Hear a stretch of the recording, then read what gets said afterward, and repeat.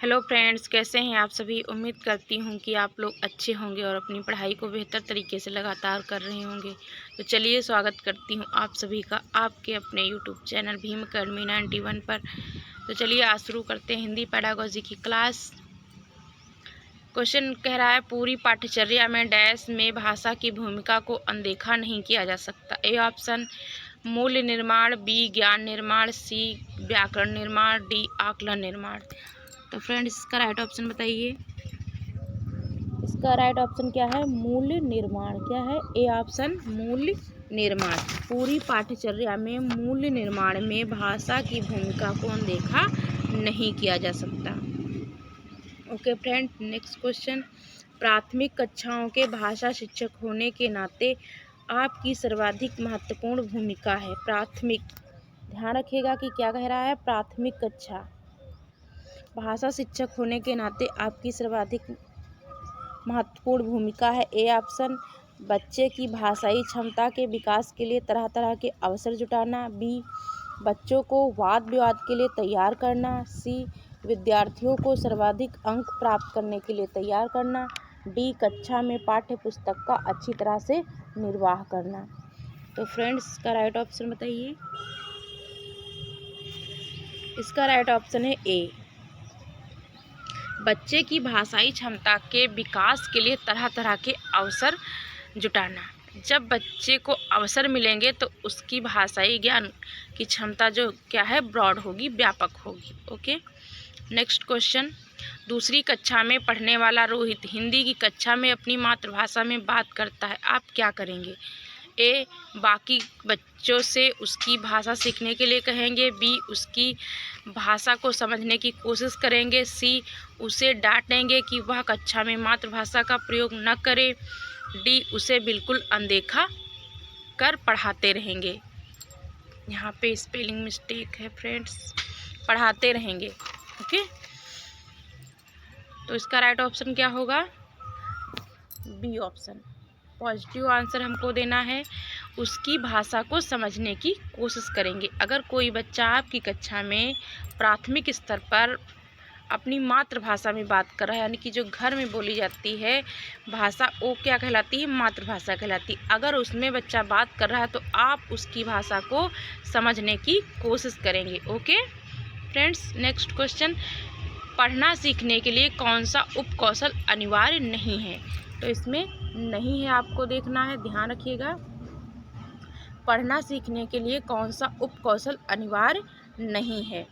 तो ए भावनात्मक संबंध, बी वर्णमाला याद करने का कौशल, डी अनुमान लगाने का कौशल, सी अनुमान लगाने का कौशल, डी भाषा की संरचना की समझ। तो फ्रेंड्स का राइट ऑप्शन क्या होगा? सी ऑप्शन, अनुमान लगाने का कौशल। ये क्या है? अनिवार्य नहीं है। Okay, next. द्विभाषिक बच्चे डैश विकास, सामाजिक सहिष्णुता और डैश चिंतन में अपेक्षाकृत बेहतर होते हैं। ए ऑप्शन संज्ञानात्मक सीमित, बी संज्ञानात्मक विस्तृत, सी संज्ञानात्मक सीमित संक्रियात्मक सीमित, डी संक्रियात्मक केंद्रित। तो फ्रेंड्स इसका राइट ऑप्शन क्या होगा? इसका राइट ऑप्शन है बी संज्ञानात्मक विस्तृत। द्विभाषिक बच्चे संज्ञानात्मक विकास, सामाजिक सहिष्णुता और विस्तृत चिंतन में अपेक्षाकृत बेहतर होते हैं। संज्ञानात्मक जो द्विभाषिक बच्चे होते हैं वो संज्ञानात्मक और विस्तृत चिंतन में अपेक्षाकृत बेहतर होते हैं। Okay, next. निम्नलिखित में से किसके अभाव में हम पढ़ नहीं सकते? किसके अभाव में हम पढ़ नहीं सकते? ए लिपि से परिचय, बी 12 खड़ी से परिचय, सी वर्णमाला की क्रमबद्धता का ज्ञान, डी संयुक्त अक्षरों की पहचान। तो किसके अभाव में हम नहीं पढ़ पाएंगे? तो आप सभी लोग जानते हैं लिपि से परिचय। अगर लिपि से परिचय नहीं है तो हम पढ़ नहीं सकते। ओके, भाषा और विचार के संबंधों की चर्चा में अग्रणी है। सबसे पहले क्या है? अग्रणी मतलब सबसे पहले, भाषा और विचार में सबसे पहले क्या है? तो ये विचार किसका है?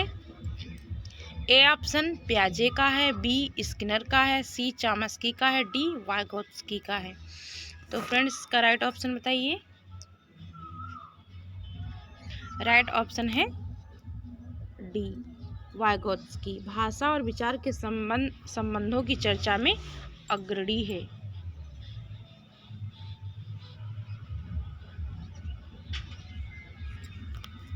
नेक्स्ट क्वेश्चन, सिद्धार्थ की मां ने अपने परिवार के सदस्यों से अनुरोध किया कि वह घर में एक ही भाषा का प्रयोग करें जिससे कि सिद्धार्थ का भाषाई विकास ठीक से हो सके। उनके बारे में आप क्या कहेंगे?